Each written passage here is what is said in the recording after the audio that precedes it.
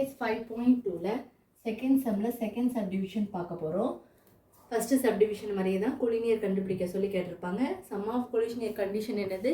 sum of two side equal to third side. அதாவது ரெண்டு side கண்டுபிடிக்கும் போது மூணாவது சைடு ஆன்சர் அது ஈக்குவலா வந்ததுன்னா அது வந்து collinear அப்படின்னு சொல்லலாம். இப்போ பாருங்க செகண்ட் சப்டிவிஷன் பாருங்க. a minus 2 a3 அடுத்து a0. அப்போ ab வந்து கண்டுபிடிக்கலாம். ஃபர்ஸ்ட் aயும் minus 2ம் aயும் 3யும். அப்போ இது x1 இது y1 இது x2 அது y2. அப்போ நம்ம டிஸ்டன்ஸ் ஃபார்முலா முதல்ல எழுதிக்கலாமா? x2 minus x1 the whole square plus y2 minus y1 the whole square.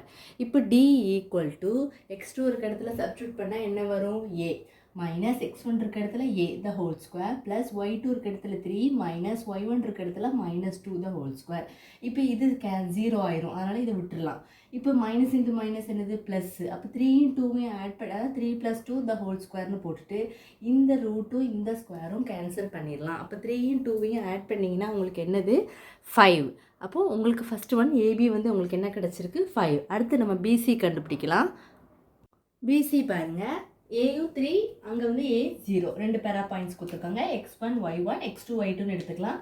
அப்போ டிஸ்டன்ஸ் ஃபார்முலா வந்து என்னது? Root of x2 minus x1 the whole square plus y2 minus y1 the whole square போட்டுக்கலாமா? இப்போ x2 இருக்க இடத்துல a போட்டுக்கலாம், minus x1 இருக்க இடத்துல a போட்டுக்கலாம்.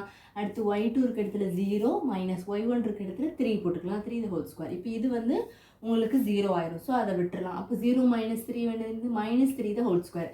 நீங்கள் வந்து கேட்கலாம், இப்போ இந்த ஸ்கொயரும் இந்த ரூட்டு கேன்சல் ஆகிடும்னா -3 போடலாம். அப்போ டிஸ்டன்ஸில் வந்து -3ங்கிற மைனஸில் நெகட்டிவில் வேல்யூ இருக்கக்கூடாது. அப்போ நம்ம என்ன பண்ணோம், அப்படி பண்ணக்கூடாது. இதை ஸ்கொயர் பண்ணி தான் போடணும்.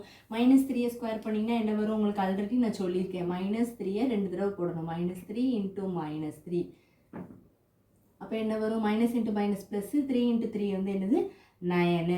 அப்போ ரூட் 9 ஆயிரமா? ரூட் 9ஓட வேல்யூ வந்து என்னது 3. அப்போ ஏபி வந்து உங்களுக்கு என்ன கிடச்சிது 5, பிசி வந்து உங்களுக்கு என்ன கிடச்சிருக்கு 3. அடுத்து சிஏ கண்டுபிடிக்கலாம். சிஏ பாருங்கள், a0 அடுத்து a minus 2. அப்போ x1 y1 x2 y2ன்னு எடுத்து எழுதிக்கலாமா? அப்போ டிஸ்டன்ஸ் ஃபார்முலா எழுதிக்கோங்க. x2 minus x1 the whole square plus y2 minus y1 the whole square. கண்டிப்பாக ரூட் போட்டு நீட்டாக எழுதிக்கோங்க. ஒரு பாக்ஸ் கண்டிப்பாக போட்டுக்கோங்க. இந்த ஃபார்முலா வந்து முக்கியம். ஃபார்முலாக்கு கண்டிப்பாக மார்க்ஸ் கொடுப்பாங்க. அடுத்து x2 வந்து a minus x1ஓட value a the whole square plus y2ஓட வேல்யூ -2 minus y1ஓட வேல்யூ 0 the whole square.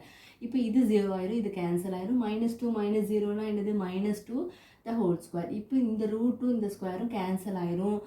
அப்படி பண்ணி கேன்சல் பண்ணலாம், ஆனால் இது நெகட்டிவில் இருக்கனால அப்படி பண்ணக்கூடாது. டிஸ்டன்ஸோட இது வந்து நெகட்டிவில் வரக்கூடாது. அப்போ என்ன பண்ணணும், இதை தான் ஃபஸ்ட்டு நீங்கள் உள்ளதை ஸ்கொயர் பண்ணணும். அப்போ ஆல்ரெடி நான் சொல்லியிருக்கேன், -2 the whole squareனா -2 × -2 minus into minus plus 2 × 2 4 வந்துடும். அப்போ உங்களுக்கு 4 வந்து √4 கிடைக்கும். √4ஓட வேல்யூ 2. இப்போ கண்டிஷன் பாருங்கள், நம்மளுக்கு sum of two side equal to third side. Sum of அப்போ நீங்கள் இது பண்ணி ஆட் பண்ணி பார்த்தீங்கன்னா உங்களுக்கு தேர்டு சைடோட ஆன்சர் வரணும். அப்போ நீங்கள் பிசியோட வேல்யூ 3 கிடச்சிருக்கு, சிஏயோட வேல்யூ 2 கிடச்சிருக்கு, ஏபி வந்து 5. இது ரெண்டு ஆட் பண்ணிங்கன்னா 5. அப்போ ரெண்டு ஈக்குவல் ஆகிடுச்சா? அப்போ ஹென்ஸ் த பாயிண்ட்ஸாக கொலினியர். இவ்வளோதான், ரொம்ப சிம்பிள். அந்த கண்டிஷன் தெரிஞ்சால் போதும். ஒன்றா கண்டுபிடிக்கணும். ஏபி அடுத்து பிசி அடுத்து சிஏ. கண்டிஷன் என்னது? Collinear condition sum of two side equal to third side. அது தெரிஞ்சதுன்னா ஈஸியாக நீங்கள் போடலாம். அதுவும் அது டிஸ்டன்ஸ் ஃபார்முலாவும் கண்டிப்பாக நீங்கள் தெரிஞ்சுக்கணும். இவ்வளோ மட்டும் தெரிஞ்சாலே ஈஸியாக ரொம்ப போட்டுடலாம். ரொம்ப இம்பார்ட்டண்டான சம் கொலினியரில். கண்டிப்பாக உங்களுக்கு 12th வரைக்குமே கொலினியர் சம் எங்கெங்கெல்லாம் இருக்கோ கண்டிப்பாக அதை பார்த்து வச்சுக்கோங்க. 12th வரைக்குமே ரொம்ப இம்பார்ட்டண்டான ஒரு சம் தான் கொலினியர். கண்டிப்பாக கேட்க வாய்ப்பு இருக்குது.